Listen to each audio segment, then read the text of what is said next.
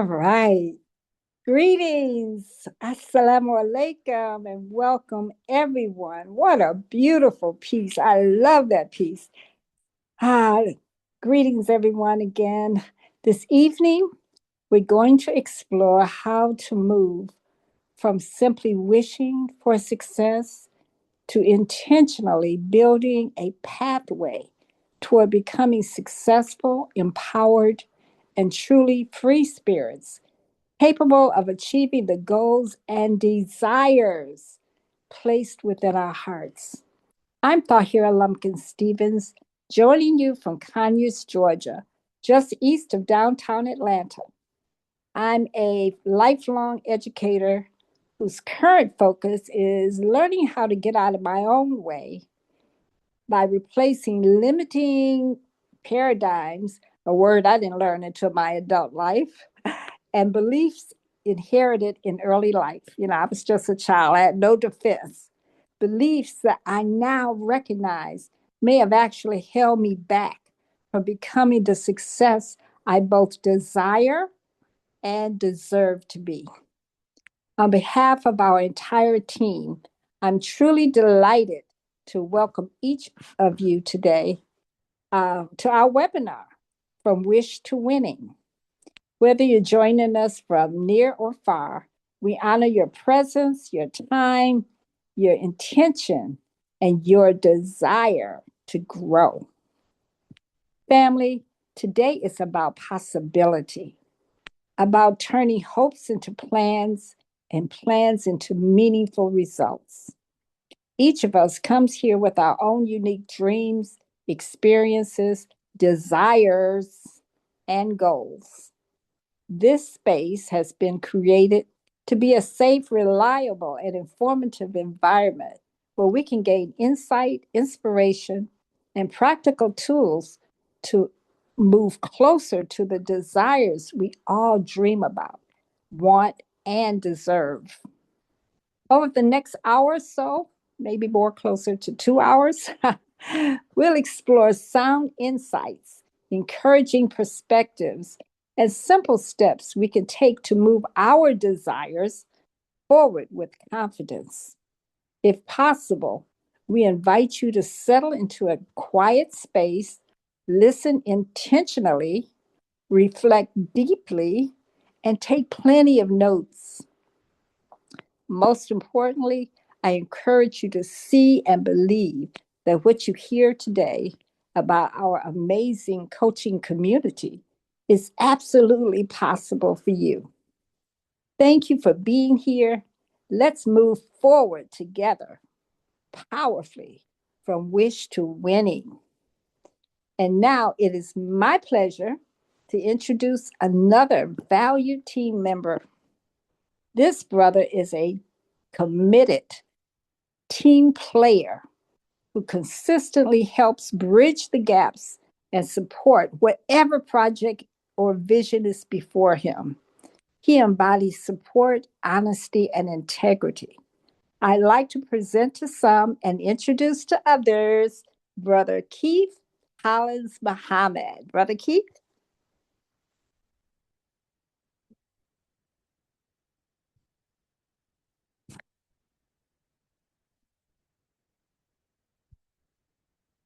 Can you Keith, hear me? Am I being heard? now we can hear you, brother. I thought you Okay. could hear me. I was on mute. Okay. Mute to do it to you. Okay, yes, yes. Um, my name is Keith Hollins Muhammad, like the hero said, and I want to welcome all the guests to Wish from Wishing or from Wish to Winning. It's a club, the coaching club. You all are going to get a lot out of this because we sure are. We're going to talk about some things. We want to encourage everyone to also um, chime in because when this started, I never knew that I was going back to get my doctorate's degree, not in the education that we are basically put in, because that education helped us continue to go into the one second. I'm being asked to start the video.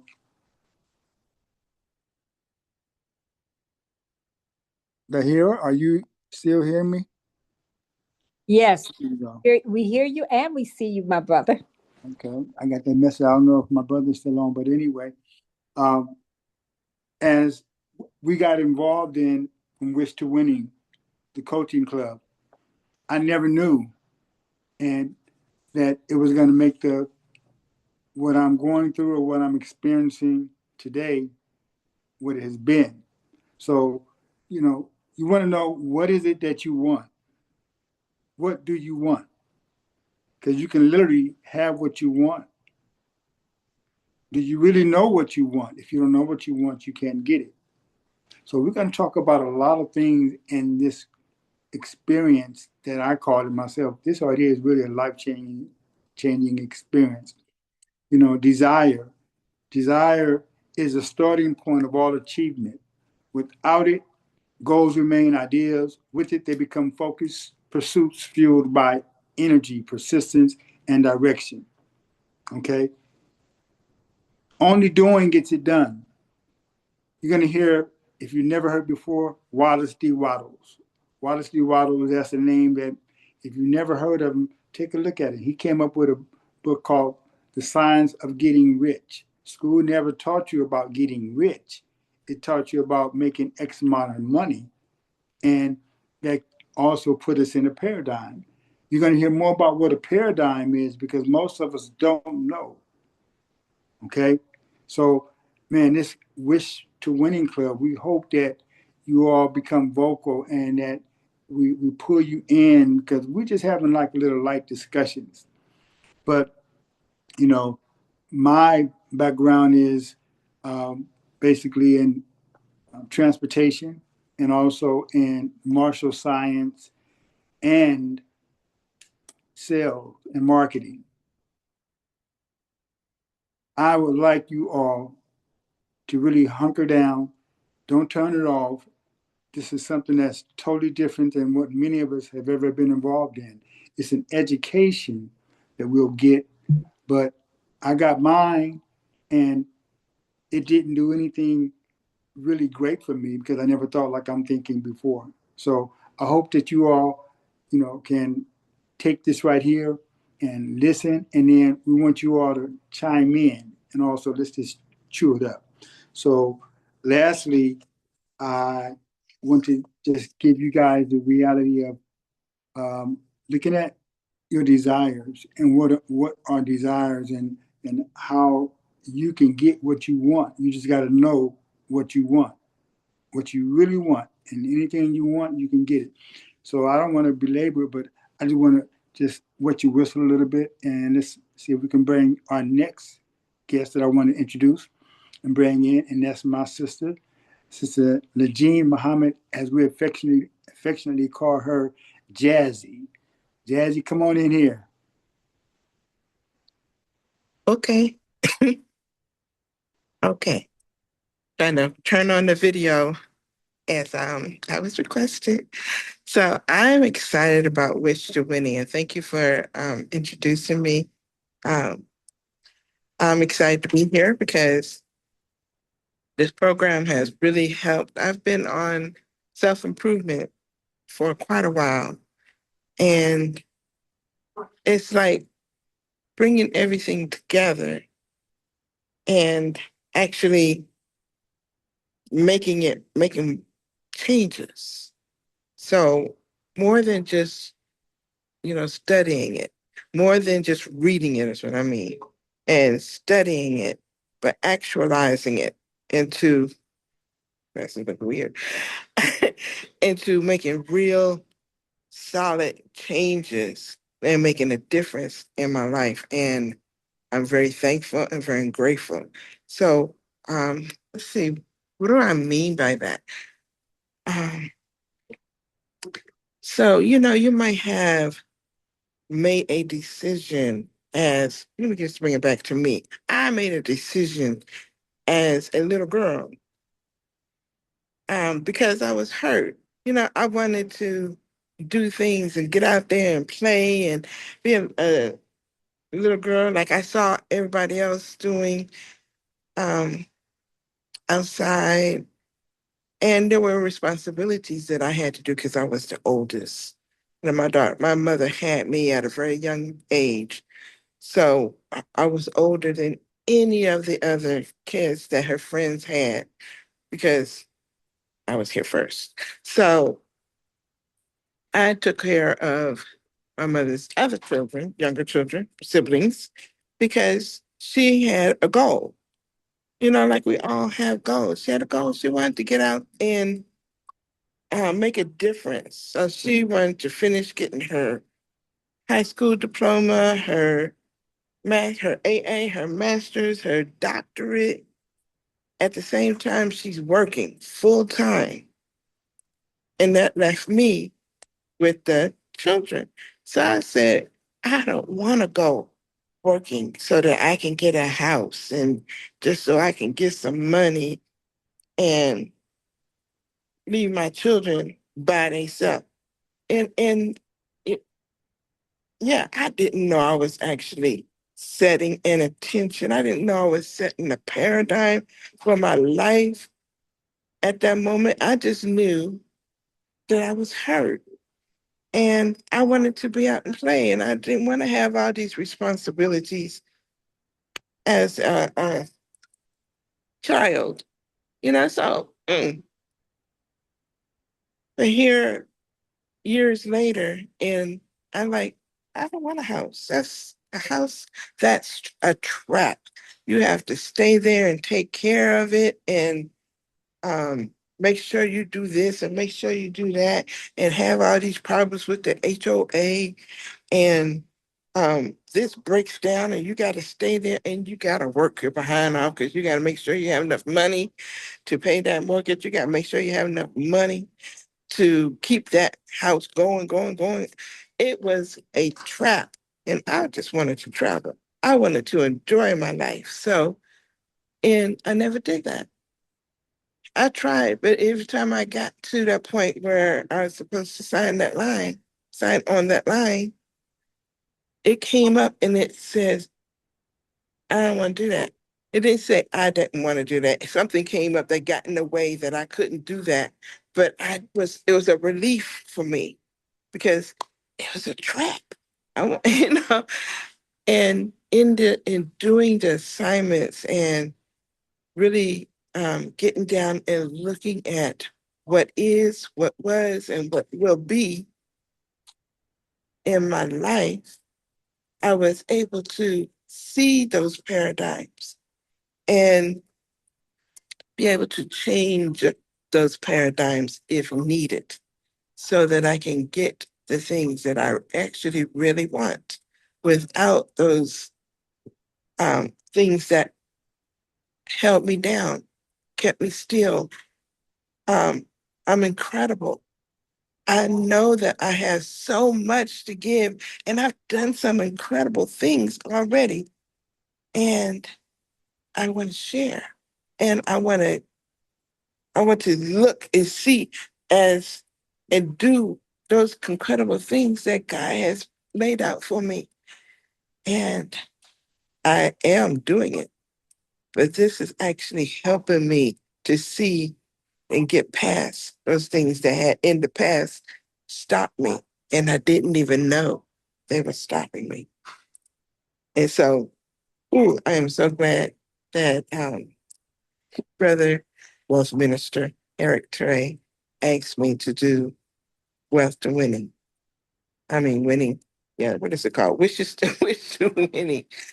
Okay. And mm, what was the next piece? So I'm going to introduce our leader and call him a leader, powerful, um, Brother Wealth Minister, Eric Teray Muhammad. He is so very powerful.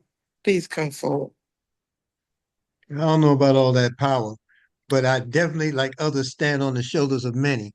So I want to thank you, Sister Jazzy, as well as uh, Brother Keith and Sister Tahira, and welcome everyone to the every 30 days or so open house that we'll host with From Wish to Winning Coaching Club. And this open house is a little peek into what it is that we study, what we absorb, the mastermind that we're building, the accomplishments and testimonies that we have um, uh, created for ourselves. You'll hear testimonies, all kind of things come out in the monthly gathering. So with that being said, it's all open to the public and it allows you to see a little bit, like I said, it's a peek. And then you're also invited to join us in this opportunity to grow yourself, to grow ourselves. So again, I am grateful for this platform, for this opportunity to bring before you and help us to develop our better self, if that makes sense. So let's get a little further underway. I'm going to share my screen. I'm going to open up a couple of things for us to explore, and the team will also chime in uh, where needed. We'll pause for a little interaction, and they'll be monitoring the chat, in case something comes up that you want to share before we get to the open floor for everyone, and we will honor it. Okay, so let's see what we can do to get things underway here. And I believe my screen is sharing. I believe it's sharing. Oh, there it is. Okay. All right. So now we theme this in conjunction with the opening assessments as well as um, lessons within our group. Desire, see it in your mind, hold it in your hands. And the reason why we found this fitting, because it is possible, it is doable, folks. And the very same people that you saw come before you, we've been before you in the past with other things all related. How to earn your annual income every month. That is a very, very real goal for many and accomplishment for some of us, right? When you change the way you look at things, the things you look at change. I'm going to say that again for those of you in the back. When you change the way you look at things, the things you look at change. Now, I'm sharing here and there, but every now and again, I'm going to pause to hear what some of our members have to say. But one thing is very clear. Change begins with you. And when it comes down to income, when it comes down to money, when it comes down to wealth, when it comes down to being rich, understand this. When you permit your present results to control your thoughts, your income cannot, I repeat, your income can not improve. When you permit your present results to control your thoughts, your income cannot improve. It took me a long time personally to learn that. I didn't make a correlation between earning money and what I thought about money. I didn't make any correlation. When I worked jobs, I worked, I was employed, and I did those things as many of us do because the job was designed to pay bills in my mind.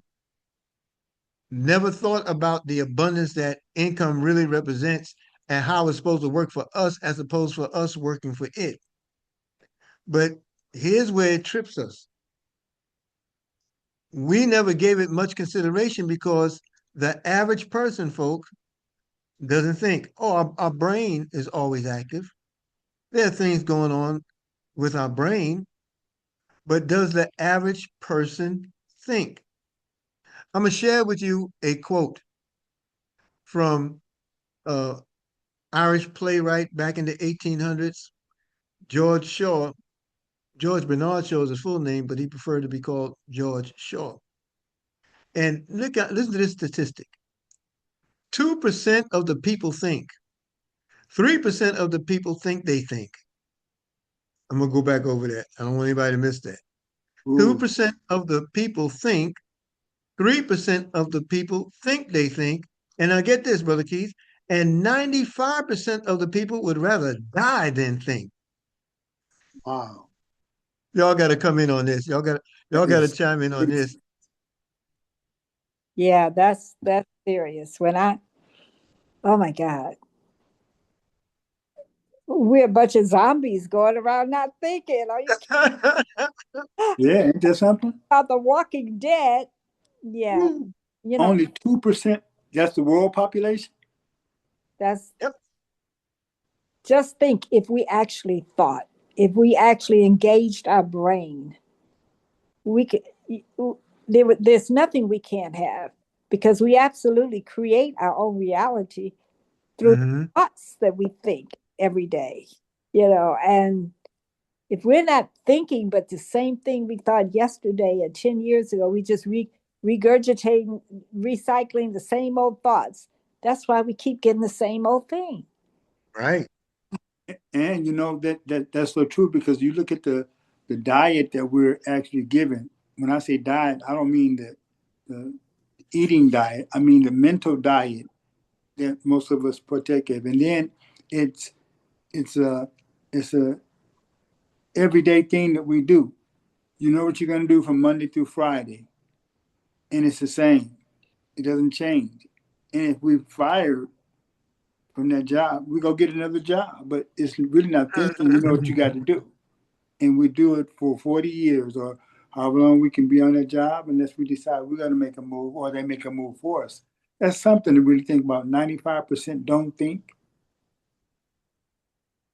Well, And we would all probably say, I think. Oh, the brain stays busy now. but it's not thinking. There you go. There But you Mm, it's go.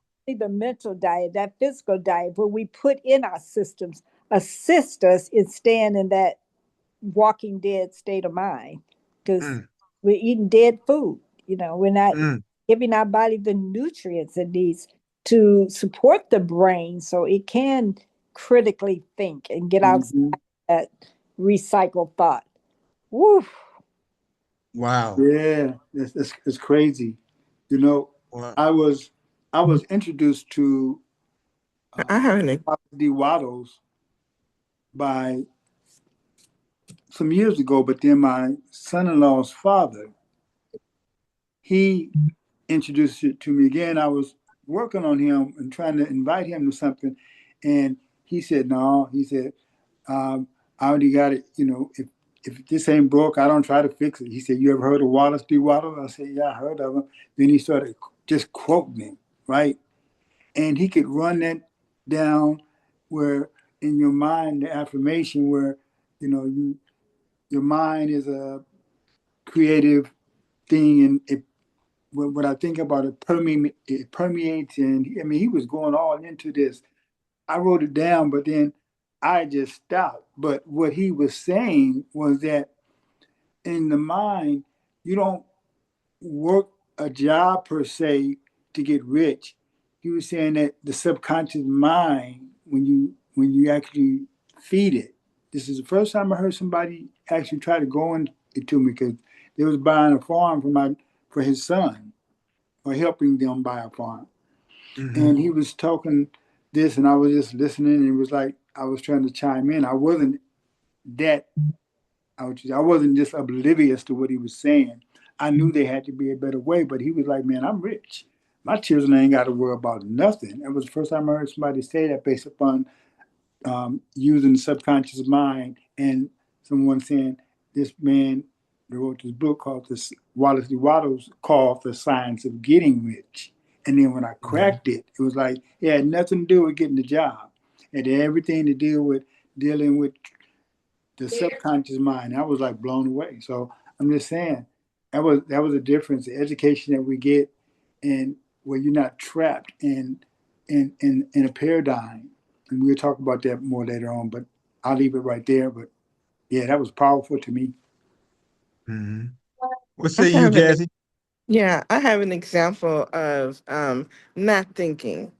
And I'm a teacher, and I went to a teacher development class, we were required to go to. But what was surprising to me is we were given an exercise. Write down how to solve this math problem, very simple math problem. Now write down another way to solve this math problem. Now write down another way to solve this math problem. When they're finished, we had, five different ways that you could, it was asked 5 different ways to solve this math problem. Then we were asked to raise our hand to how many ways did you have? 80% of the teachers in this symposium only had one way to solve the math problem. Wow. One. Now, these are the same teachers who would be marking those students' assignments, math assignments, marked wrong because they didn't do it the way they did. Oh man. So because we are taught most of the time to regurgitate, not to think. Mm-hmm. Just Right. repeat what I said, and I didn't say it like that. Say it like I said it. Okay, now say it again. And you regurgitate what the teacher said. Now, if the teacher's not thinking and you regurgitate what they say, Nobody thinks. nobody's thinking, Right. right? I was so surprised though. I mean, 80% didn't even know or thought that there could be a different way to solve this simple math problem. And I said, these people don't think. And here I am in the class learning that these people don't think. Okay. Wow. It was okay, I'm complete. And that's big because that speaks volumes to where we are, where we are relegated to people who are charged with the responsibility to advance us, to take us further, and all they can do is give us what they have. And that sometimes is not the same. No. It's not. So it's about the mind, folks. It's about. It's about the mind and having ownership and control of it. If we did not have that ability, we would not possess it. So the real thought here is, or the prevailing marching order, if you will, we have to train the mind. We have to train our minds. And that's the commitment that we have here. When you think about the fact that, to Sister Jazzy's point about people being in front of you with all the credentials in the world, but no knowledge to implement alternative, to show us another way or a better way. Mm-hmm. I want to share something with you from Mr. Napoleon Hill. And I want y'all to really hear this. Generally reading to adults is not my thing, but this is really, really penetrable. You do not need more credentials. You do not need more approval. You need more conviction, the kind that cannot be faked, the kind that drips from your voice when you speak your vision out loud, even when your bank account says otherwise, the kind that moves mountains and because you refuse to be moved. Train your mind to become immune to rejection, to failure, to the noise of the world, because the world will test your resolve. It will throw distractions, delays, doubt disguised as logic. But your trained mind, it will not flinch because you've seen the other side. You've seen what's possible when a human being finally steps into their full power and refuses to settle for a life of quiet desperation. That's what we're able to provide through our Wish to Winning platform. You must kill the version of you that hesitates, that second guesses, that waits for the stars to align. Kill that version, bury it deep, and rise with new thoughts, new standards, new rules. The wealthy play by different rules because they operate from a different paradigm. They don't ask, is it possible? They ask, how do I make it inevitable? They don't need guarantees because they are the guarantee. Their mind is trained to expect success, to adapt when necessary, to pivot when needed, but to never retreat. This is how you train your mind to attract unlimited wealth. Now, wealth can be defined by many things. It could be material, it could be spiritual, It could be financial, but wealth is the overall of the gift from God. It Mm. is the abundance. Okay. In our program, which we'll talk about later on, we have a series of, we have a structure. We have a system that lays out series of lessons. And what it does for many, it's intentionally organized into 4 progressive phases, each building on the last. And the real power in it, folks, is that each phase advances you through a natural evolution from understanding to embodiment to expression and ultimately to leadership. But you're going to learn a little more about that in a moment because I want to talk to you about marrying on to your idea. Your Mm. idea. Thoughts are things. And the goal here in Wish to Winning, many of us has put all of our ideas, our dreams, our thoughts all on the back burner. But these are what's required in order to redirect the future for yourselves. So we encourage everyone and show us how to embrace ideas and fall in love with the idea that's going to move us forward. Take our idea out on a date. Give our idea gifts. Show our idea how much we love and appreciate it. Because the more we find that inner value of ourselves, the greater reward we are for the world that's waiting for us to emerge. Each. That's right. It's just waiting for us to emerge. Thoughts are things. They produce awareness. They produce desire. What do you really want? That's the point that Brother Keith was hitting home on. What do you really want? So you don't know that if these other things aren't in place. You got to know what you want, but you got to know you in order for that journey to begin. What Mhm. do you really want? Someone chime in, talk to me now. What Mm. do y'all Absolutely. When I went to write down the 5 things I really wanted, I could rattle them off, and then I had to choose the one I really, really what's number one out of those 5 things. I mean, then I had to really think about it. What do I really want out of these things I rattle off that I say every day I wish I had, or if I only had, you know, uh, I had to give it some thought, because things go through your mind every day, and it could be this, that, or the other. And when you say thoughts are things, that's so true because you know we have to be very cognizant of the thoughts that go through our mind. We can say we want this, that, the other, and then the thought that comes right behind it might be, well, you can't have that, or who got? you are, or that's out, because of this, and this, you don't even deserve that. So you really, as I thought about what is the one thing that's the top of my list, and then I spent the day, and paying attention to the thoughts. I'm like, okay, what comes to my mind most often? That's what I thought I would do. But what I noticed is that when something came to my mind, what came right behind it that I didn't really notice before. So, while I'm saying I want this and I deserve this, right behind it comes something to cancel it out. And I'm like, no wonder I don't have it. So, absolutely, thoughts are things. And if we are cognizant of what we are thinking about, we will think ourselves right out of having the things we say we want. We'll think ourselves right out of life. So, I think the awareness of what we're thinking about, really, really pay attention to the thoughts during the day. I mean, we're so busy and there's so many distractions. We got to quiet the noise, and pay attention to what's coming through our minds.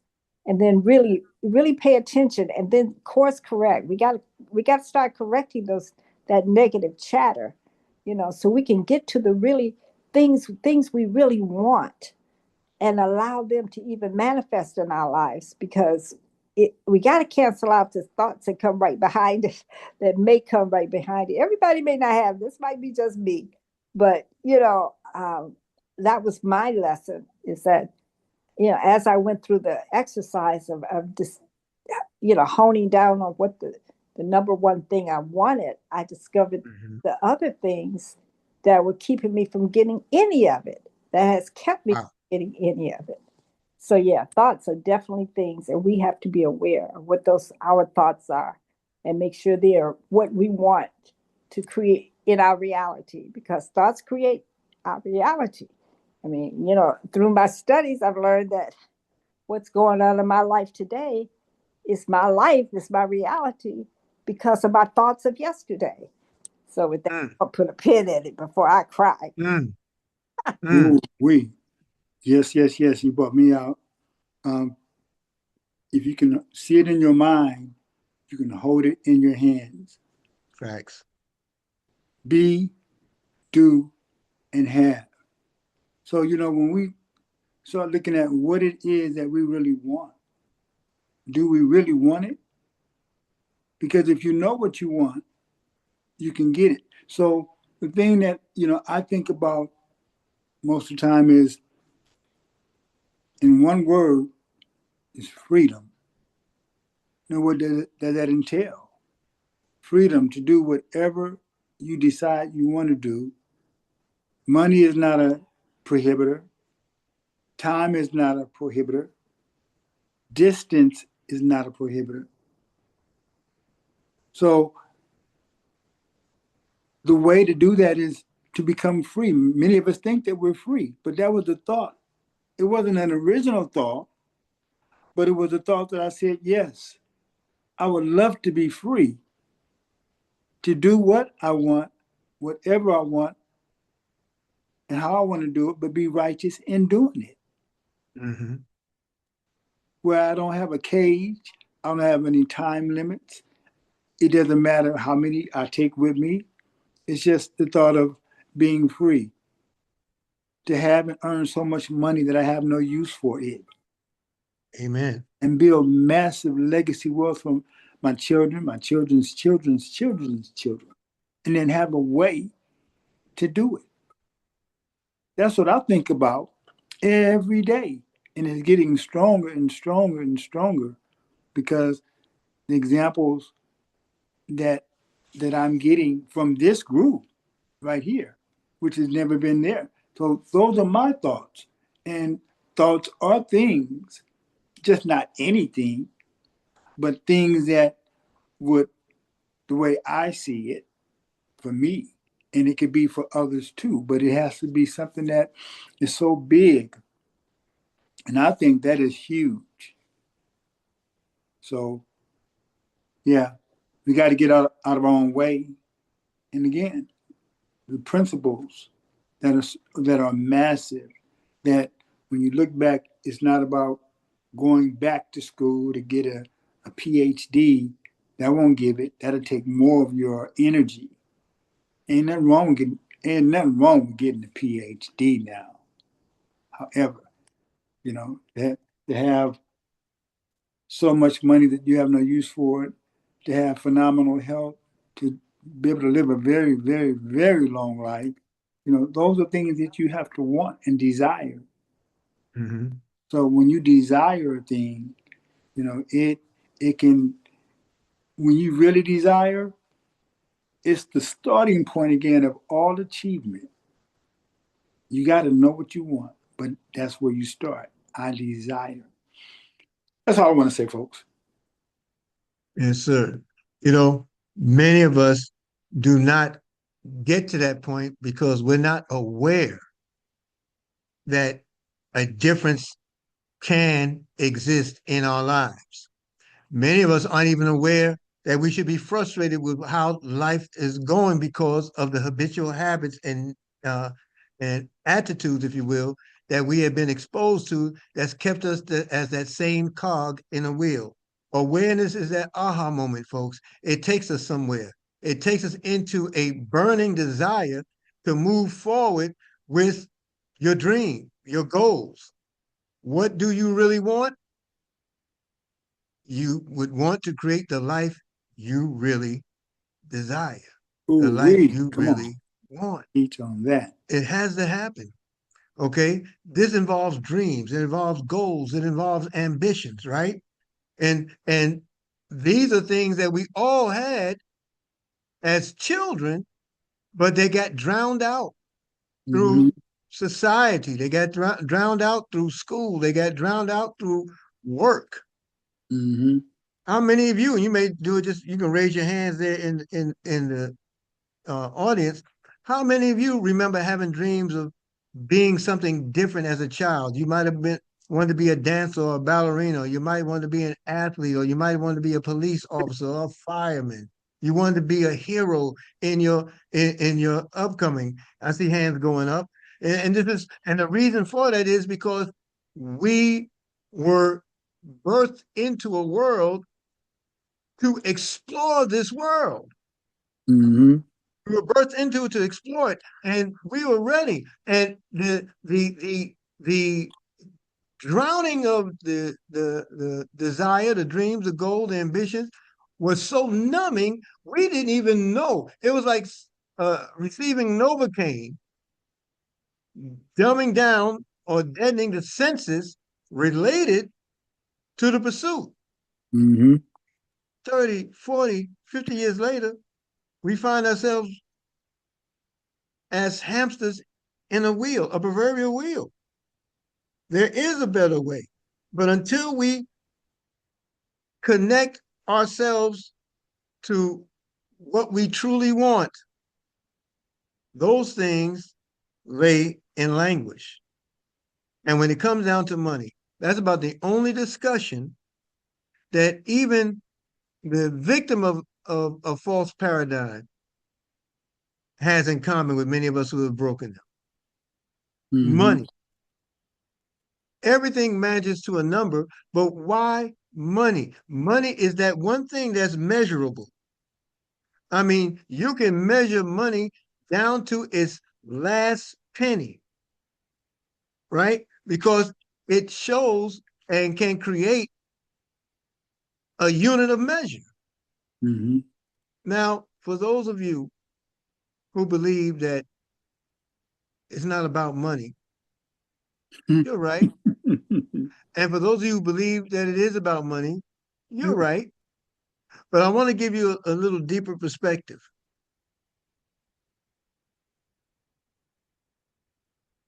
Money's not everything, but what takes money? Everything. Mm-hmm. What determines the thread count in your clothes? What determines the home that you live in? What determines the way you travel? What determines the education you receive? What determines the medical attention? Money. Money. Our family has gone through some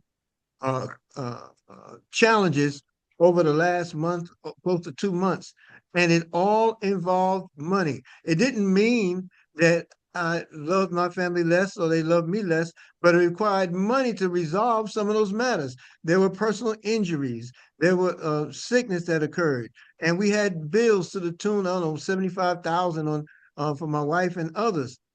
Well, how does that get handled? Money. You see? And all money is relative, folks.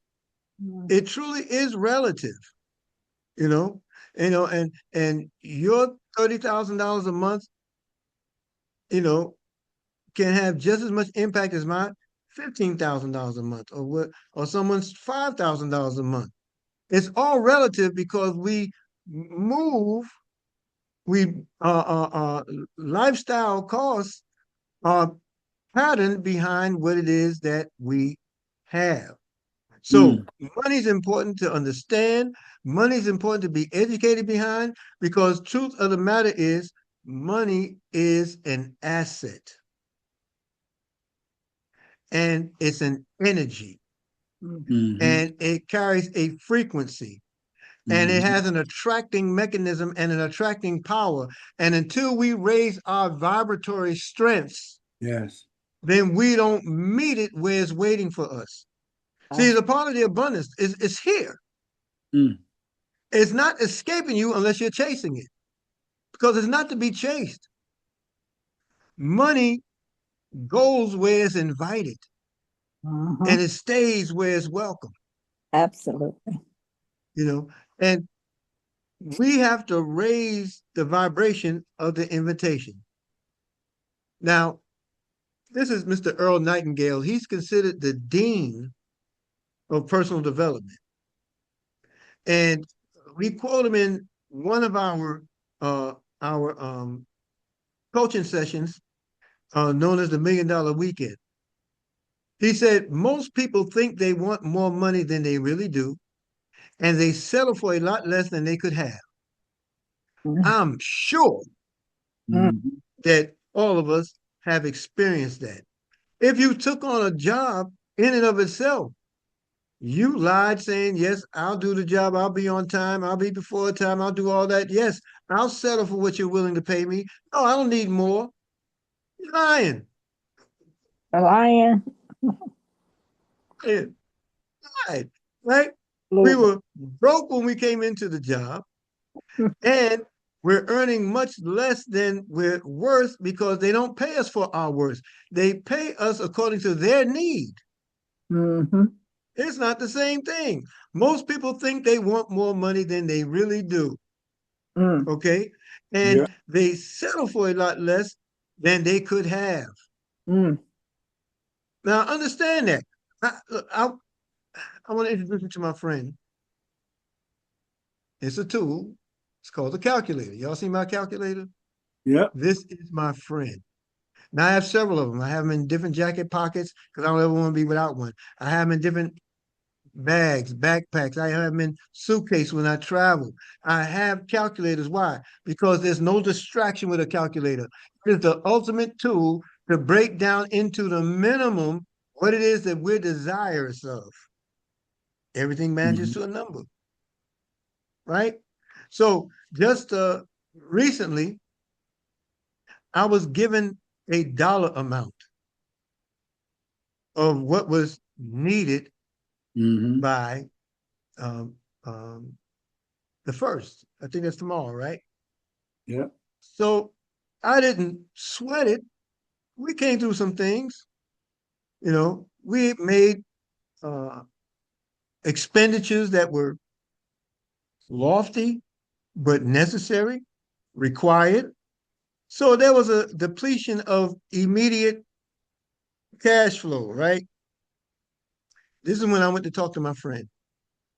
I said, okay, I need uh, and it's not a lot of money, folks, but again, all money's relative. Okay. I need $1,800 by May 1st. This is a few days ago. What does that break down to per day? Well, all I had to do is 1,800 divided by, I think it was 4 days at that time. Okay. Now, 1,800 divided by 4, let's um, get that number, and then let's divide it again by 2. Why? Because we're only talking about 4 days. So then we divided that number by 2. So let me just walk through the exercise with you. I took 1,800, Mhm. 1,800, and I divided it by 4, and it was $450 per day. And then I divided it again by 2, and that gave me $225, right? But now Why I by two? say it again Why by two? because it was something to do. Okay. And then I divided it by 80, But and that worked out to $2.80. So what kind of product, good, or service can I provide 200, I'm sorry, people that's worth their while? It really breaks down to like 28 people. So out of the 20, I'm sorry, strike. Out of the 80 people, what kind of product, good, or service can I offer the 80 people that'll be worth them paying me $225, right? If I can show you how you can earn, the first one was 400, right? Yeah. 450, I mean. So if I can show you how you can earn 450 every couple of days, is it worth you paying me $280.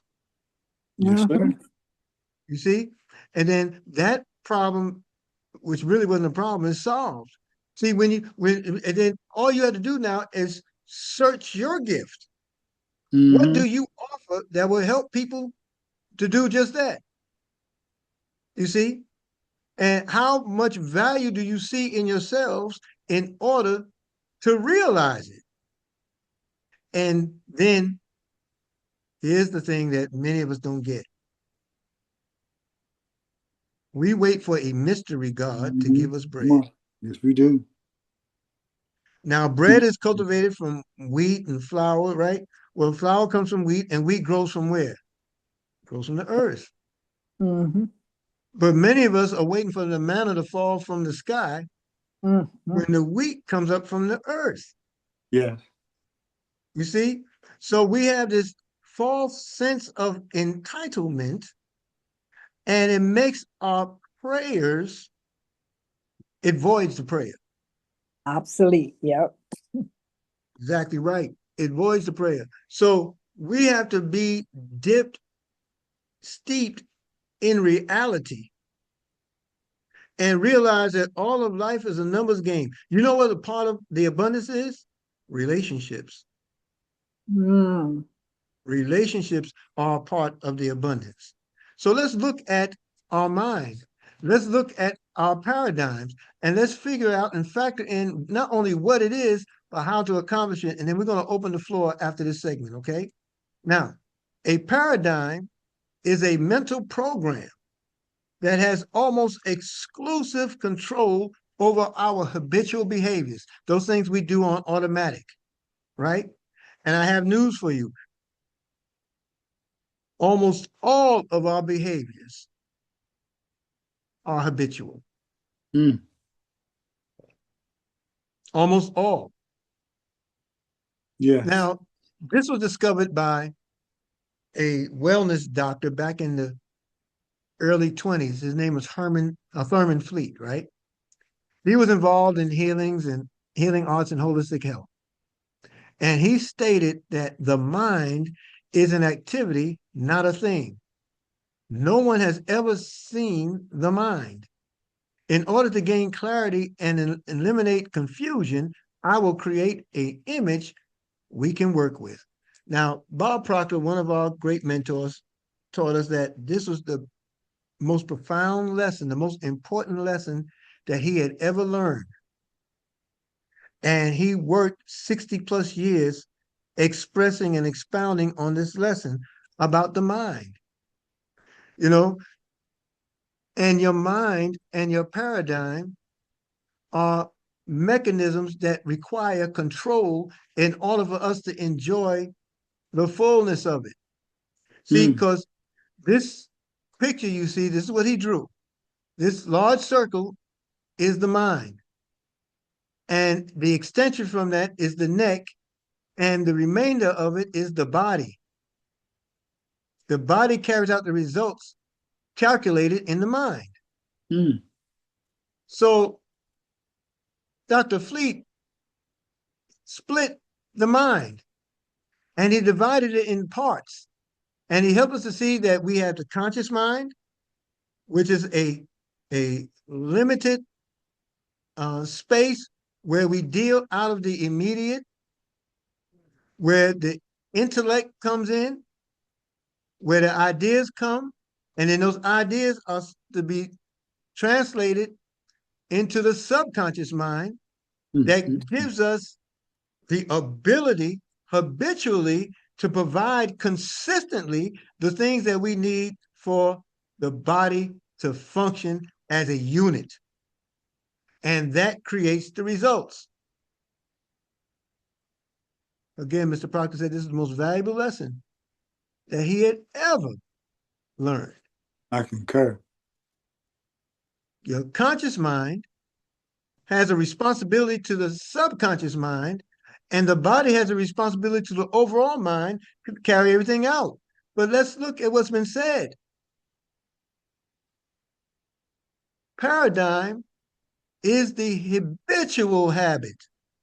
And if we're not positioned to remove that habit, change that habit, override that habit, then we will always experience what we have over and over. In fact, a statistic has been provided and said the average person, now remember, we already determined 95% of us aren't thinkers. Mm-hmm. The average person, if they do not take charge of their paradigm by the age of 5, that paradigm more than likely will govern them for the rest of their lives. Mm. Wow. So true. Let's chop this up a little bit before we go to the floor. And then we'll start with the hand that's up, which will be Sister Dorcas. But what do you have, gang, before we go to the floor?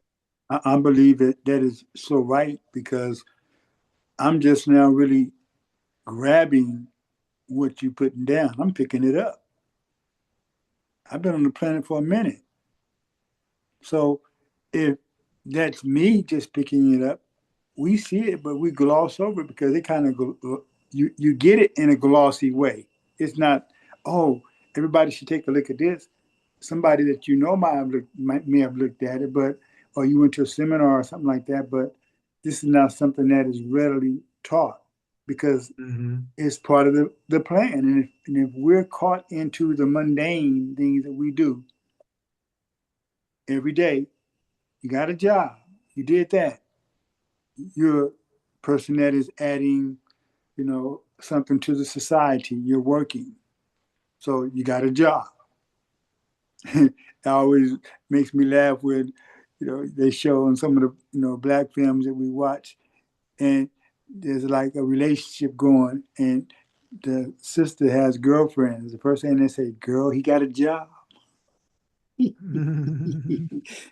nothing wrong with having a job, but it's just when you start to see it a little bit bigger than you just got a job, you're playing into the matrix. And that whole thing about the movies, we used to love when Fridays came because, the movies were coming out, all the big blockbusters that you would see. And what was it saying? I'm going to go see that.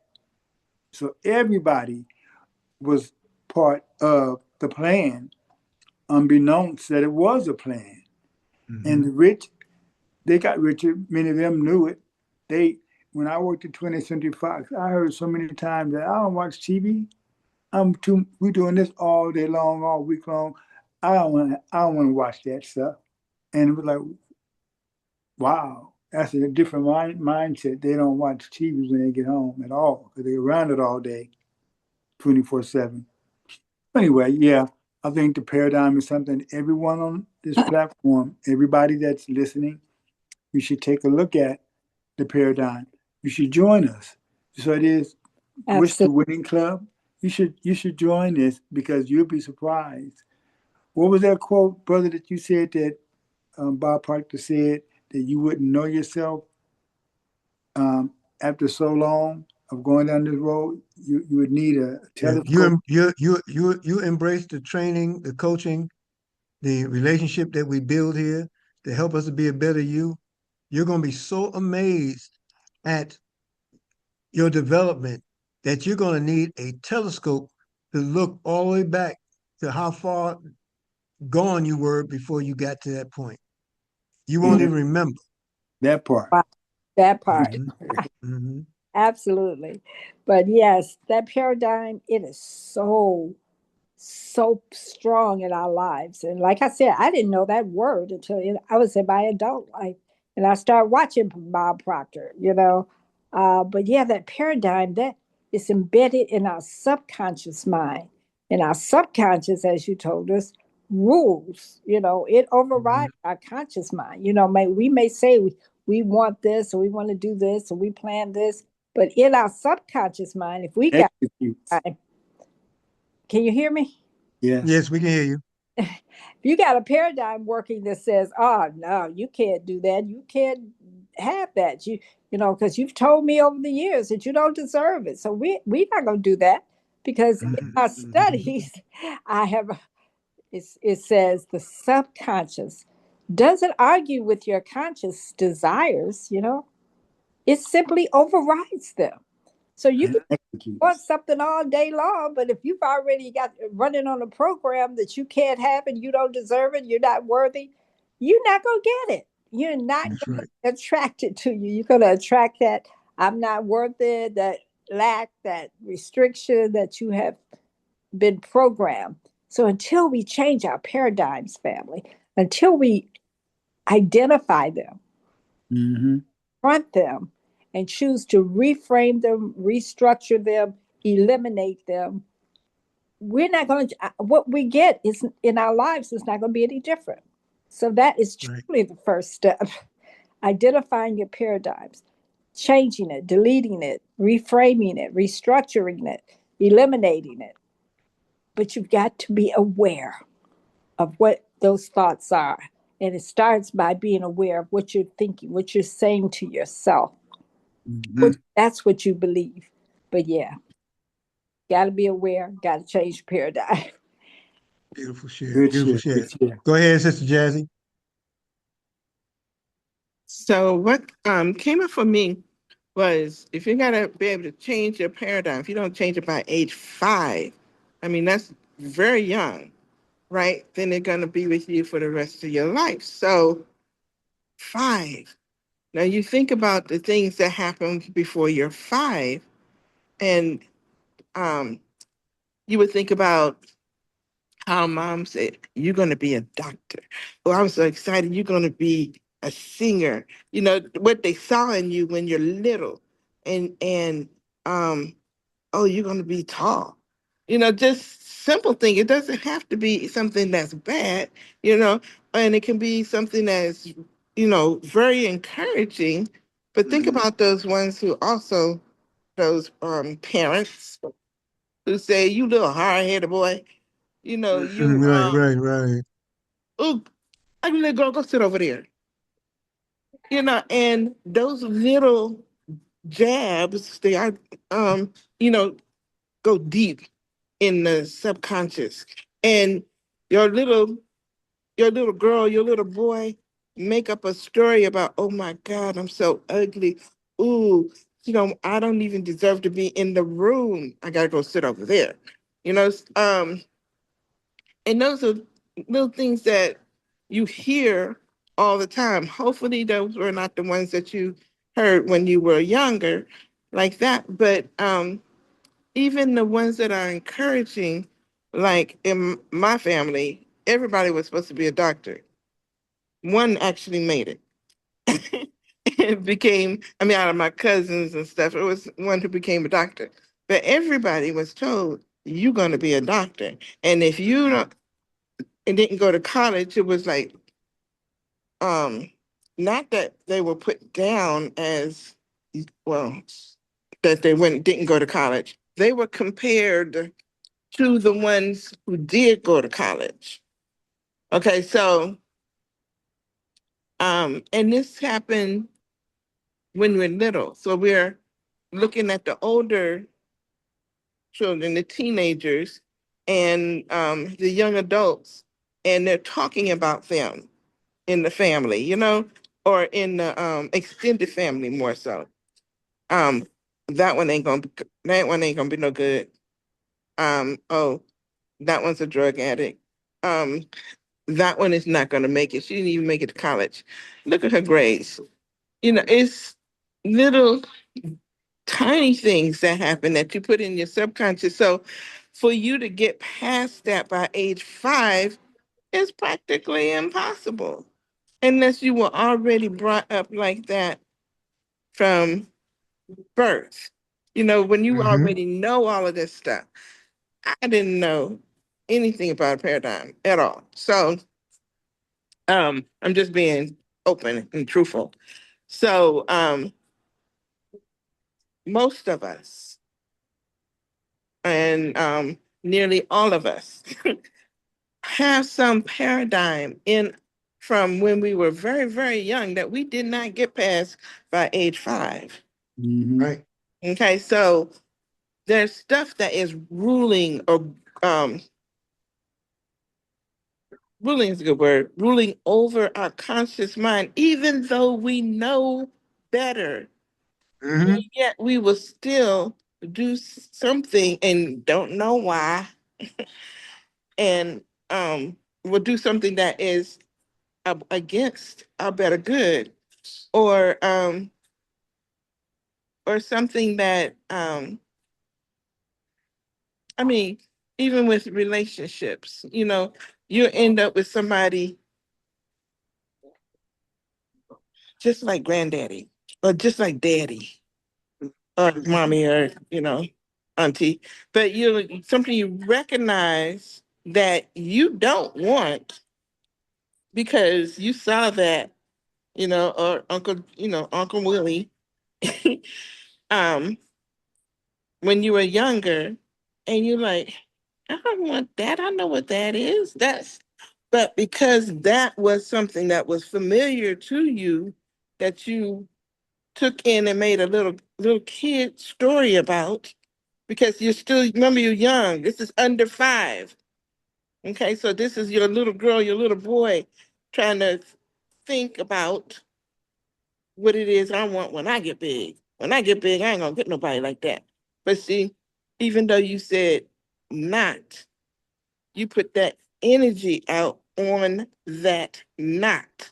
Exactly That right. energy is what produced.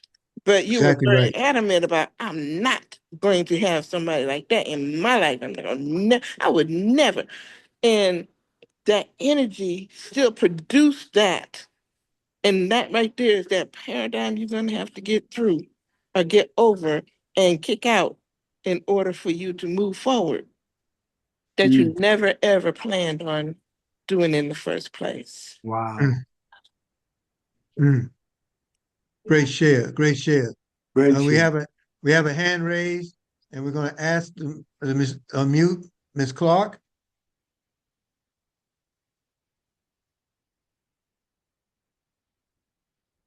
Are you still there? Are you able to unmute?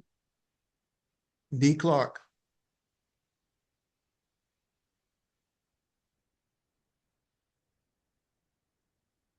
All right. While we work to navigate that, folks, it's really simple. All you need to do is raise your hand. We'll acknowledge your hand, and we'll unmute you so you can bring your concern forward, or your thoughts forward, or your questions forward, and we will acknowledge it in this point. Go ahead, Mr. Ronald Muhammad.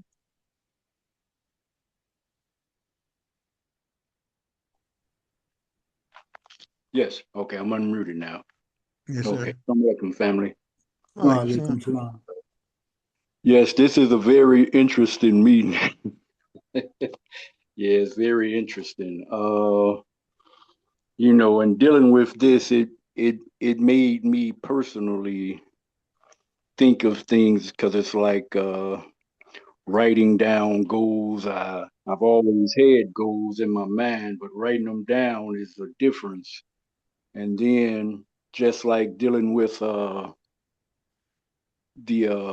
5 years of, after 5 years, if you that you won't change if you don't get rid of those paradigms. Mm. And Mm-hmm. the first thing came to mind is my first 5 years was safe because I was at home mostly. It's once you in the school building and all these different teachers and people, in my mind, that's where I get the most paradigms, because that's where, I know he said before 5, but you get even more. So you already have the ones before 5. Now you got more.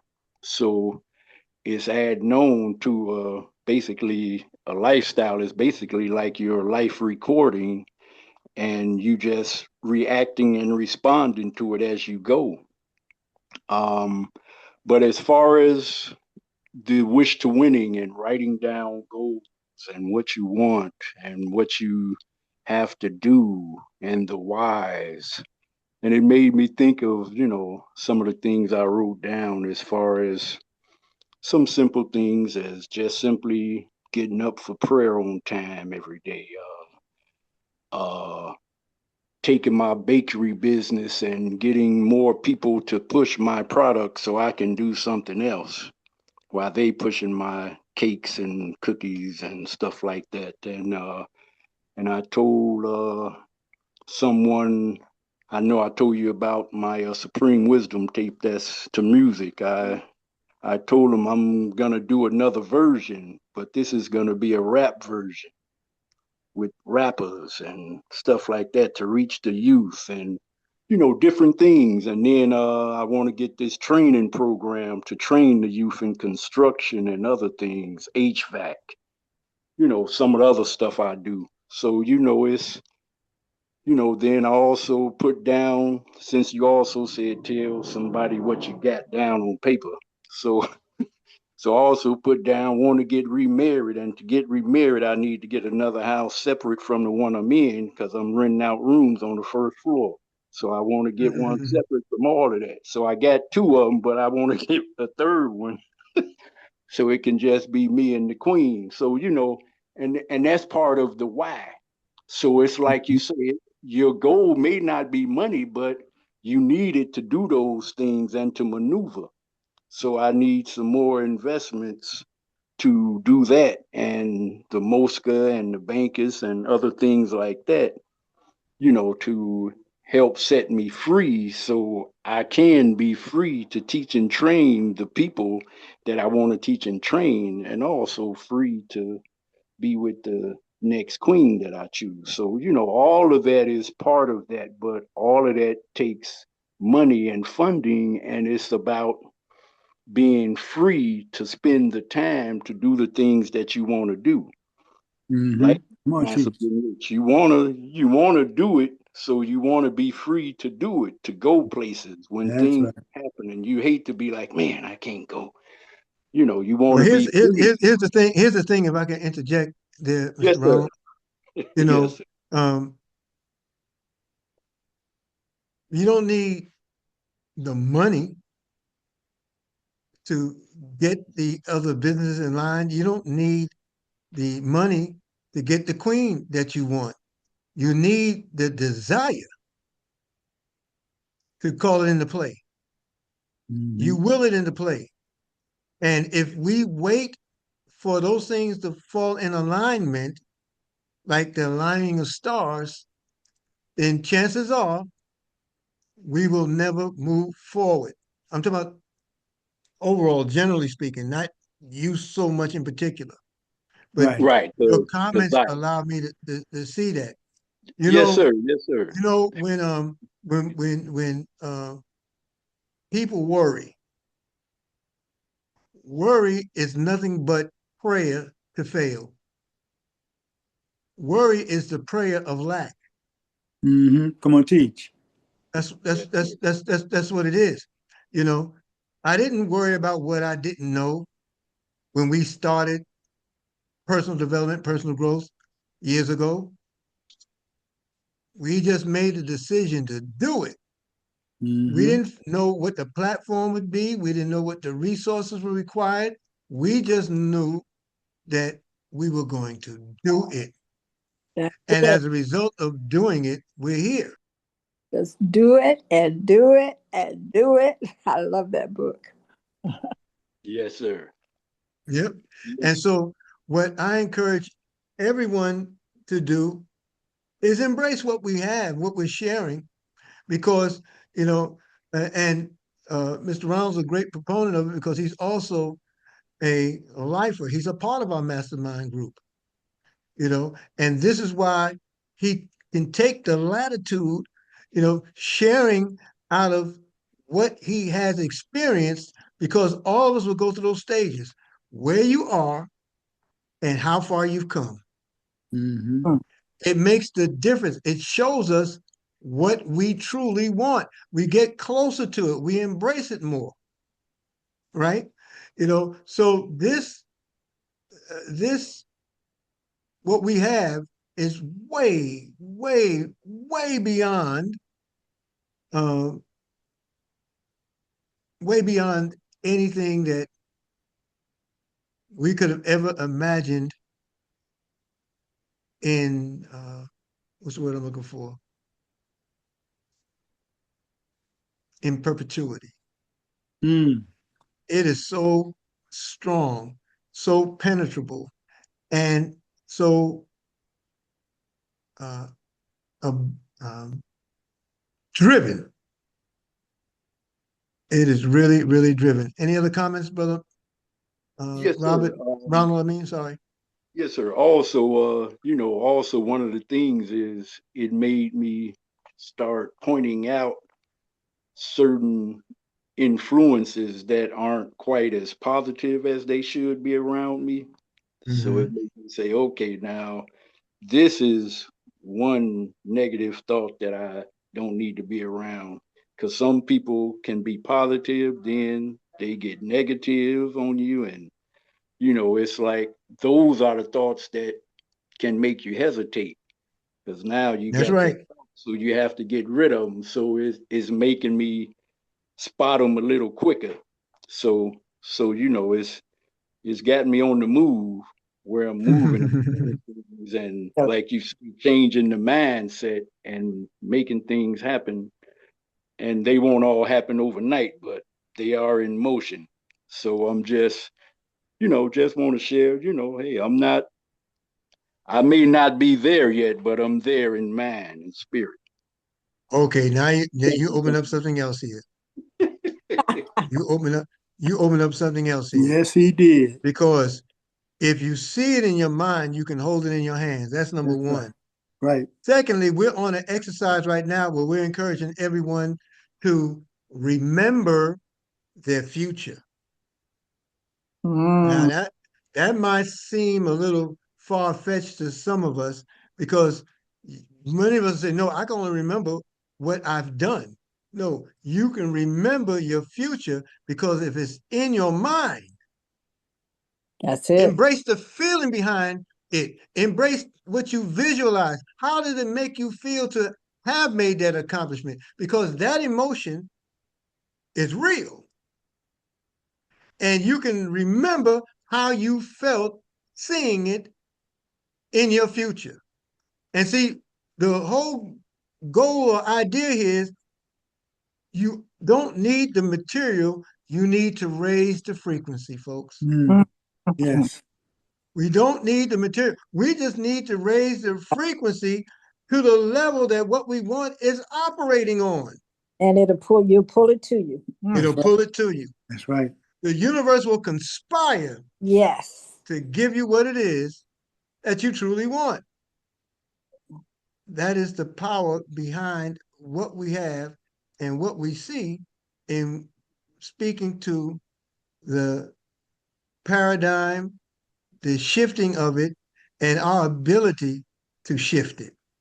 Hopefully that makes some sense there. I see a hand there. Go ahead, Pastor Pam. Mm. Oh, I'm sorry, you got to be muted. Go ahead. Thank you, Brother Eric, for allowing me to share. I was sitting here listening, saying I was not going to say anything. Ah, Just ha, going ha, ha.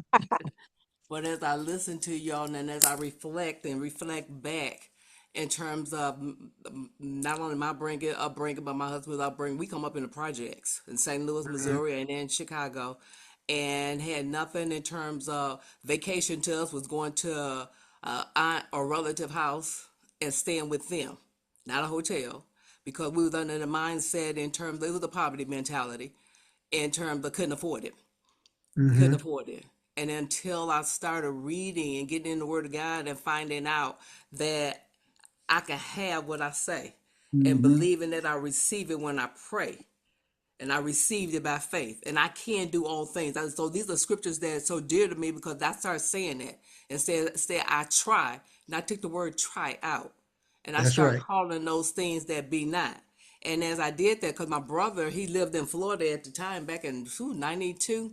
And he called, he begged me to come to Florida. And I'm like, boy, I can't afford to come down there. You know how many kids I got? We got these bills to pay. And that was and he kept begging and begging to finally, once I conceded to say, okay, I don't know how I'm going to do it, but some way, somehow, next year we're going to come and visit you. When I changed my mindset to say, Come on. stop saying what I couldn't do, what I couldn't afford, and start saying, okay, I'm going to do this, then it became, okay, how am I going to do this?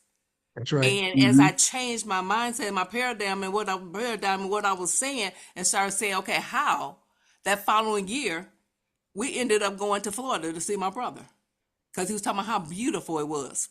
And in changing that and finding out that I can do all things through Christ who strengthens me, find out that great is Him. My God supplies all my need. I started changing the words that was coming out my mouth that was lining up, which made me look in terms of the finances and readjust some things that maybe where money was being wasted at, and changing those type of things till now. I mean, we on timeshares down there. We go Come down there for on. vacation. Now we're taking all our kids and grandkids, and so but it was just making little bitty shifts and start saying what it is that we really want and really desire. Just like I said, when we got married, I stayed home for 7 years. I got married in 1980, and I was at home till 1987 when I decided that I wanted to go to work.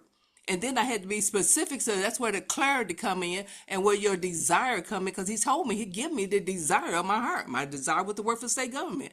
When school got out, and I started putting that out there in the atmosphere. And as I put it out there in the atmosphere and everything, school got out, I got a letter in the mail. And it's because of the things that I had said, I'm not going to work for no corrections. And the letter said Department of Corrections. I'm like, oh, can't work there. And I ignored it and put it down. The Lord had to deal with me 3 times. So go read that letter again. Then he had to ask me, where's there a prison in Lansing? Where there isn't one. So then I got excited. But then I had to convince my husband to read the letter and then to get to see the same thing I was seeing. I submitted the letter and said I was interested in the job. Went on the interview. Person told me when I shared that sometimes you can't share with everybody. They said, well, how did the interview go? I thought it went well. They said, oh, you didn't get the job. And you know that thought come in your mind, oh, I guess you didn't get the job. But I said, oh, no. I made up my mind. This is my job. I woke my husband up. His CPA said, Teach. I said, we going to pray right now, the prayer of agreement. I just claimed this job is mine.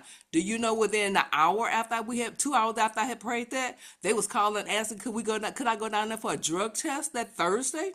So I went on the interview Monday, made up my mind Tuesday, prayed the prayer of agreement Tuesday. They called me Tuesday to see if I can go down there Thursday to do the drug test. And I ended up starting work before they was actually going to hire. The person who was supervisor that's supposed to be supervising me was on vacation when they hired me, and I started. They said, there's something about you. I don't know what it is, but it's something about you. We really want you to work. And so I go in there and I'm all excited. I got the job and I'm working and everything. They couldn't get my name on the payroll because there was somebody on the layoff. But I claimed this is my job. So then they had to come and tell me, you know what? We got a problem. There was somebody on the layoff we were supposed to have called that we did not call. And there's something about you that we want you to work with us. So if we could pay you out of petty cash, would you work with us until we can work this thing out? Only thing we can't give you is the benefits. That's why I got benefits with my husband. He worked for GM. He got benefits. I don't need the benefits. It took them from when I started in the beginning of August until October the 1st. They paid me every 2 weeks out of petty cash. And then once they got my name in the system, of course, they check kicked out. I gave it back to them because they had paid me. But it's just all in terms of our mindset and us Yes. realizing, becoming aware of what we're sabotaging ourselves by the things that come out of our mouth, by the things that we allow in our heart that we don't really realize that we're saying. By our attitude, sometimes our attitudes may be negative until it's pointed out to you. You don't know that. Somebody have to, True. share that with you. And when you start getting on the right track and you start doing the different, then you can see God's hand moving in it. Just like I desire to get in the state government, I desire to get out the state government and tell the Lord, you got to bring this thing down here to reach me so I can get out with my pension. Lord did one better than that. He said, okay, I know what you want. I'm going to send somebody across your path. And he started sending people asking questions saying, and when they asked the question, I'm like, what? They said, well, when I was going to LCC in college, I was working at state government as a student. So can I tell you, now that I'm working for state government, can I merge that time together and combine that? I'm thinking, that was my light bulb. Because when I was in high That aha school, moment. yeah, in high school, I worked for Muskegon Area Inmate School District. In college, I worked for home ecology at Michigan State. And so when they said that, I went and called to ask the question. They said, oh, I see your time in both places. I'm like, okay, really? They said, I'm going to send you 2 forms. One you send back to me, and the other one Michigan State will send to me. I said, oh, okay. And so I did that, but still didn't have enough time to retire. Lord had told me to buy 5 years in state government, and I'm sitting up here asking him why. why am I buying 5 years and stay go? He said, because your husband gonna be retired, you gonna be still working. I said, what? Lord told me he was gonna work as long as I work. So he told me I didn't have to work. So what you saying, Lord? He said, by 5 years. I thank God I bought those 5 years because the day came when Lewis told me in 2009, Lord told him to retire. I'm thinking, well, if that's what the Lord told you to do, then retire. I was still working. I didn't retire 2010.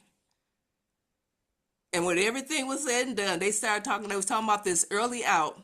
I didn't know I had the time. I'm gonna make this short. Didn't know I had the time. That light bulb kicked in. The time came in towards my retirement and stuff. And so all this stuff is coming in. I had bought the 5 year, still fell short. And so they stopped talking about the early retirement in the state government, and their physical year ends September 30th. The new year began October the 1st. And so Fiscal. Governor Yep. Granholm stopped talking about it. So I'm like, okay, my prayer is, Lord, if there's an early out, please include me. And after the first came and started the new, she brought it back up. And she said, okay, if you meet these requirements before December 31st, then you can retire on the early out. The Lord knew what I needed. I needed my birthday, November the 8th. When that came across, they said you can retire anytime you get ready. So I was done that Thanksgiving, that Wednesday before Thanksgiving that year in 2010. And I walked out of there and didn't look back. And people looking at me saying, well, how did you do that? You just got a brand new 2011 vehicle cross. You just remodeled your kitchen. You just had sound to put. And I said, and it's all paid for. See ya. And I walked out and haven't looked back. And thank the Lord. And so if you take in, find out what it is, your purpose is, your desire is. So if you get in the word and you make sure your words are lining up to the direction that you're going, and you always include God into the plan, the sky's the limit. I mean, you can have whatever it is that you desire, what you want. I'm talking about traveling. This is my third passport. I've been traveling for years, enjoying life. And my kids looking at me say, well, I want to do what you're doing. And so, but when you want to do things like that, it's all about leaving a legacy for them, so they can enjoy life. Because right now, where we're in our economy and the dollar not being worth anything because of what happened in '71, I said, God is good. But anyway, I just Isn't thought he I would though? share that while I was sitting Isn't here he listening though? to you all. I turn it back over to you. Thank you for allowing me to share. Thank you for the share. That's the raise of the frequency like never before. Folks, you will the things into your life. You will them into your life. Okay. You don't pray over lack, you pray for success as the God has given it to the true followers. It's all about the success. Go ahead, Miss Jazzy. That was incredible. Thank you, Pastor Pam. I just wanted to say that Brother Ronald, he's there. Just need to Mhm, switch that because I got that vision. He is in mhm. a new house with his queen, living a beautiful life in that house. But we're not dependent on the house. It's the vision that you see in that future. Right. That future now that's happening right now in your head of seeing that clearly in your head, that will make that happen. And we're not waiting for the house. The vision is what you're focusing on.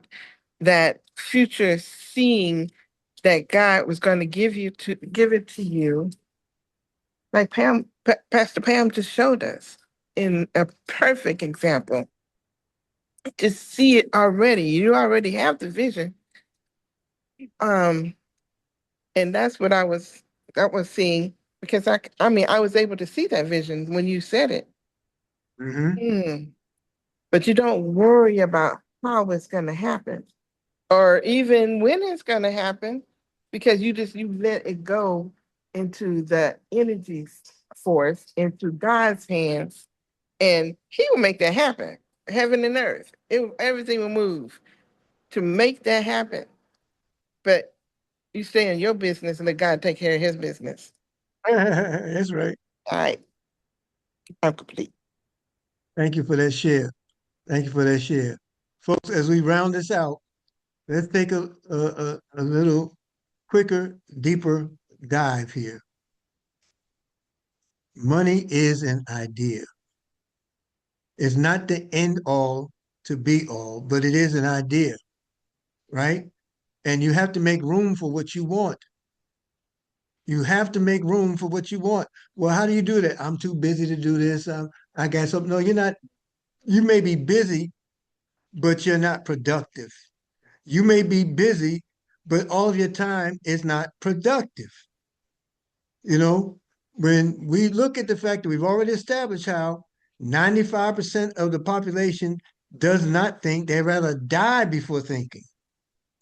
3% of the population think they're thinking. 2% are actually doing it. You have to make room for what you want. I'm going to share a law with you, and that law is the vacuum law of prosperity. And how it actually works is a universal law. And how it actually works, the vacuum law of prosperity is a principle of manifestation and personal growth, stating that you must first release what you no longer want or need to create space for what you do desire. It is based on the idea that nature abhors a vacuum. It hates it, meaning when you create an empty space, the universe will naturally rush to fill it. These are the things that we learn to get acquainted with in our coaching clubs that we encourage each and every one of you to take another look at. Now, how you do it here, you want to go to thewealthminister@gmail.com and just put in club 13 or club monthly. Just put in at the wealthminister@gmail.com and you will get the non-advertised rates that are associated with this course of study. It's in tiers, and you'll be amazed what you can accomplish in your tier structure. So do yourselves a favor, go to the email, thewealthminister@gmail.com, and find out how this can further benefit you. You put in the message to us, and then we in turn will initiate a call with you at a time that you prescribe, and we'll go over the nuances with you. We'll go over those points of accomplishment that you seek, and we will get you in the direction. We will put you in the seat. Now, how does this paradigm impact our outlook on money, meaning the one we do not control? If we don't control the paradigm, how does it impact it? Remember, most people think they want more money than they really do, and they settle for a lot less than they could have. Here on the screen, you see our money levels, M1, M2, M3, and what we partake in. See, M1 is what the majority does. The majority, 96% of the people, the population, give up their time for money and are never able to make ends meet. And then on that money 2 level, we've learned to do better, meaning 3% of us have our money make money. We put the money to work. We give money a job because, again, if you have to work, that means your money is unemployed. And then the 1% deals with what's known as MSIs, or multiple sources of income over time. It's not you working 2, 3, 5, 10, 20 jobs. It's the operations, it's the opportunities, it's the cash flow initiatives that you take that allows money to continuously come over time. So that 1%er, where on M1, it might have been just enjoying an annual salary. On M3, now they enjoy that annual salary every month with more to come. This is one of the great poems that our dear sister who gave testimony appreciated much, Pastor Pamela Dixon. Every choice has a cost. Not choosing is still choosing. Staying safe costs growth. Taking risks costs comfort. Doing nothing costs you dreams. Life will take something from you no matter what. Your time, energy, courage. You can't escape paying some kind of price, but you get to choose what you are paying for. So the question is, what matters enough to risk for? What's worth your fear, your effort, your heart? You're going to pay either way for the pain of staying the same or the pain of changing it. If you have to pay anyway, Pay for something that matters, the one you want. Make your pain worth something. You know, uh, when I was first moved to Atlanta back in 2003 with my new wife and child, right? On that move, we got here and I was working for the greatest Black owned and operated newspaper on the planet. And 2 months after getting moved here, I was fired. I was fired. I've since come back to the paper, thank God, but I was fired, right? And so now with a newborn, a wife, a growing home with no home, I had to find a place. We were living with my in-law, and um, they would say, "Well, you just stay here till you get a job and make this happen and make that happen." And I appreciated that understanding, but that's not where I was.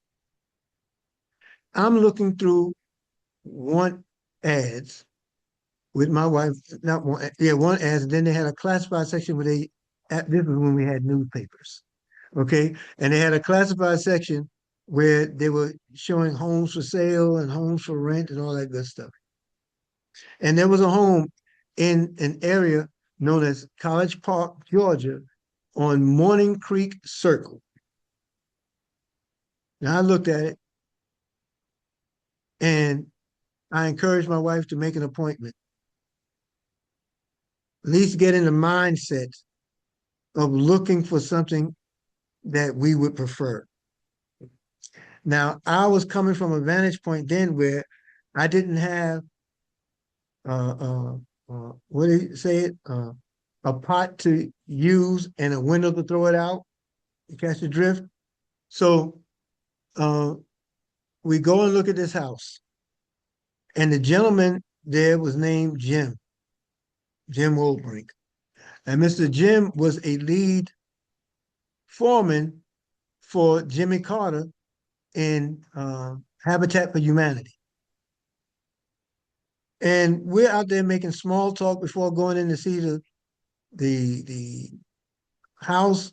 It's wearing my wife out. She said, "Will you please come on, let's just go through this and get back to mommy's house." Folks, I talked to him about everything. I talked to him about he had a CTS, a Cadillac, because they don't just make cars, they make Cadillacs. Well, I'm big on Cadillacs. So I'm talking to him about it, and we talking about what was under the hood. We go into the home. I said, perfect. We'll get this one. Not having any resource other than the desire. I want you to see how this works. They had a key box on the front of the door. So with the combination, you can open up the key, get the key out and open up the home and walk through it. I had to meet him with an application.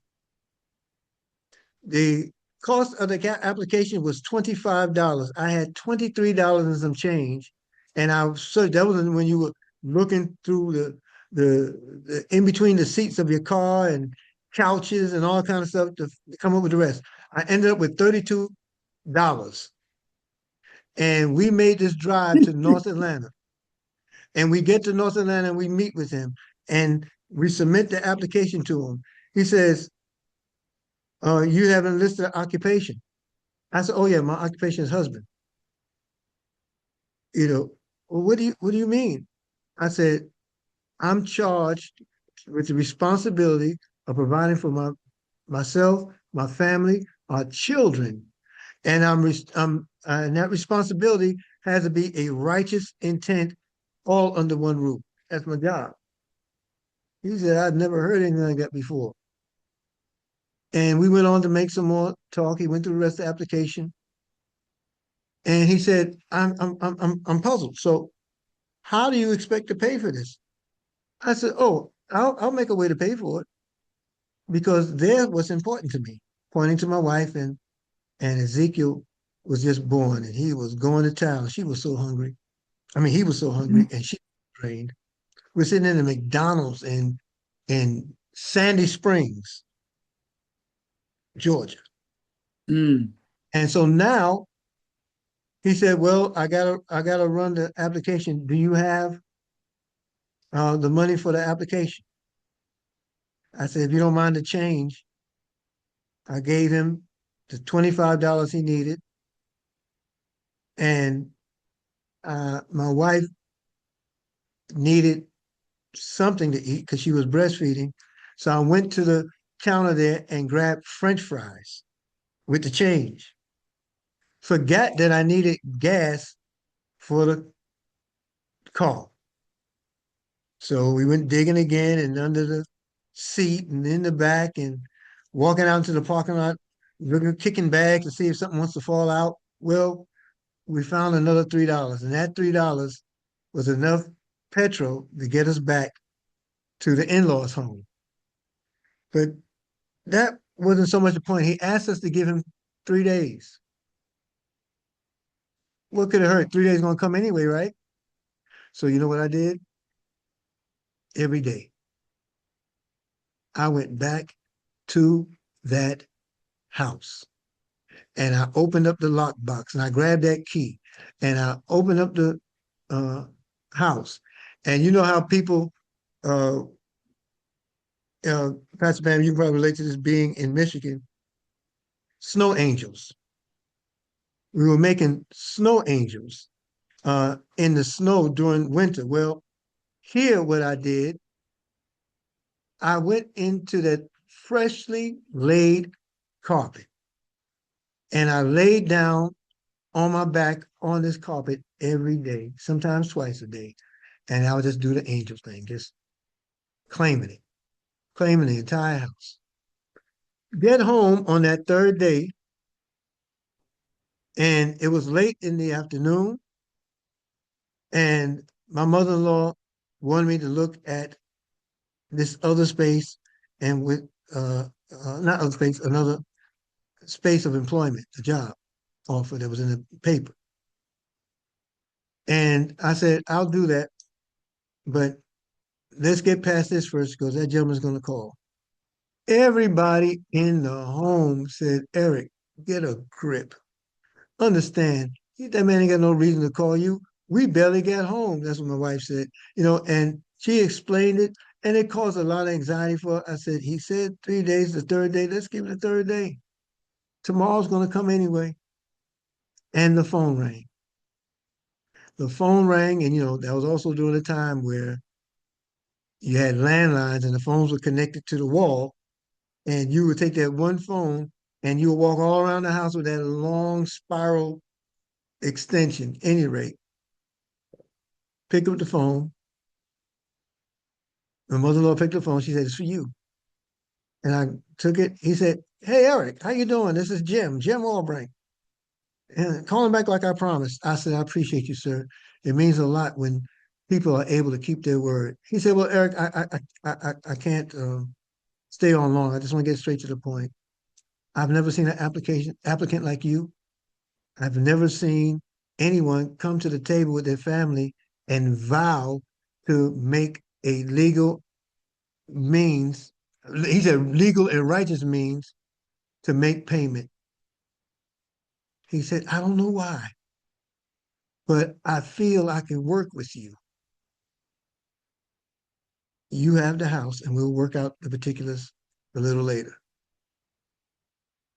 He delayed rent. I think it was $1,200 at the time.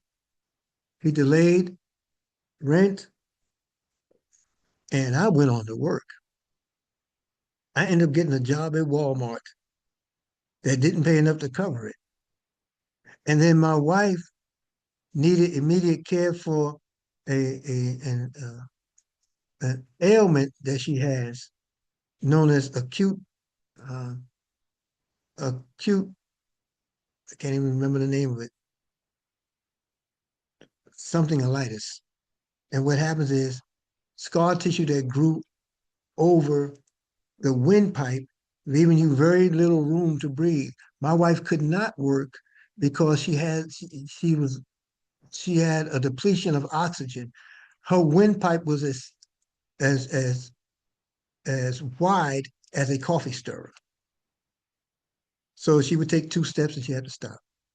She would take another 2 steps and she had to stop. She'd take another 2 steps, she had to stop. We have children, but she can't keep up with them because of this issue. And she needed to be on equipment that was plugged into the electric company at Georgia Power. The point is, all this was going on at that time, and none of it mattered because we wanted a home and we wanted that one. So, what happens when you raise the frequency within yourself? The frequency raised will meet that which you're attracting into your life. That's the point. That's the point.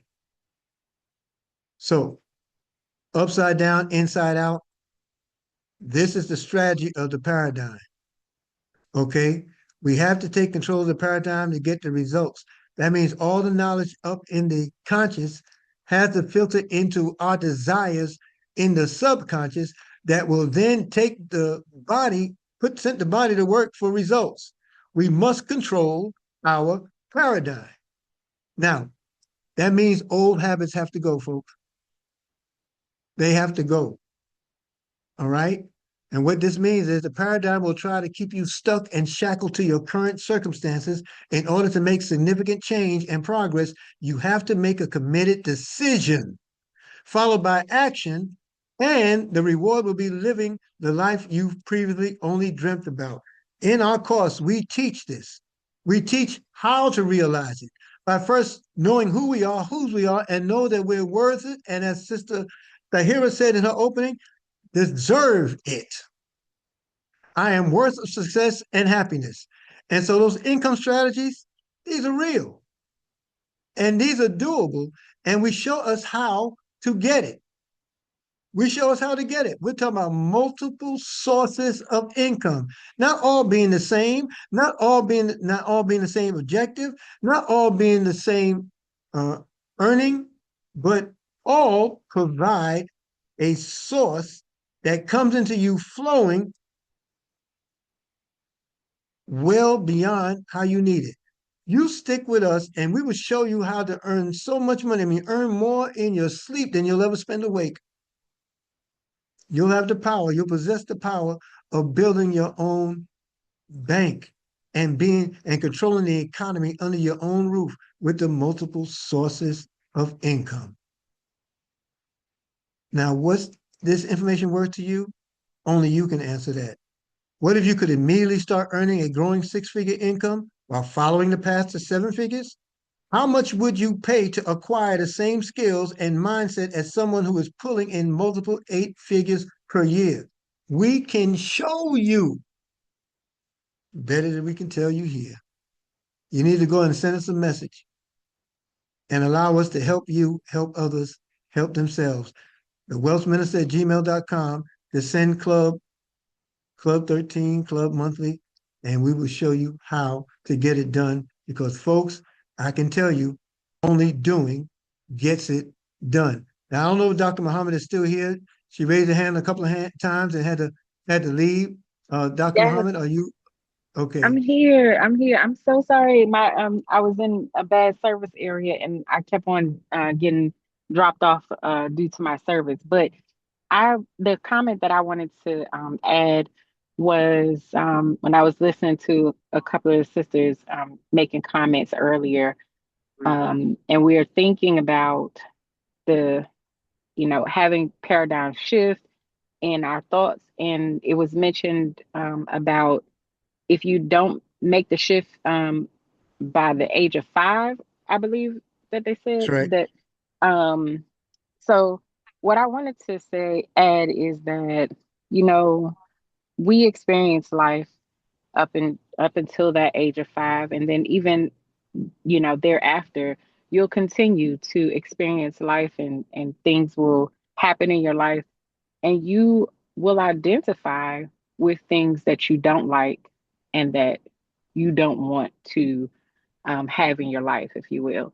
And so, for every thought that you have about what you don't like or what you don't want in your life, you have to speak into existence what you do want. And Right. we talk about, the desire that we have. So when you identify what you don't want, for everything that you identify that you don't want, you have to identify what you do want and speak that into existence. So that's what I wanted to add. Wee, Thank you. wee. That got it right there. We appreciate you, Queen. It was worth the wait. Uh, Brother Keith, Sister Jazzy, Sister Tahira, any closing comments? I just like to say, family, if you're on this journey with us, dig in, do the work, make a decision, and put action behind it. We got to put action behind it. And if you're not with us, send that email to thewealthminister@gmail.com, club 13 or club month to month. Monthly. Yeah. Mhm. And let's get on board, because this is life changing. This will get us what we want. If we have not reached where we want to go, if we don't have financial freedom, time freedom, location freedom, then we're not where we want to go. I mean, I'm not.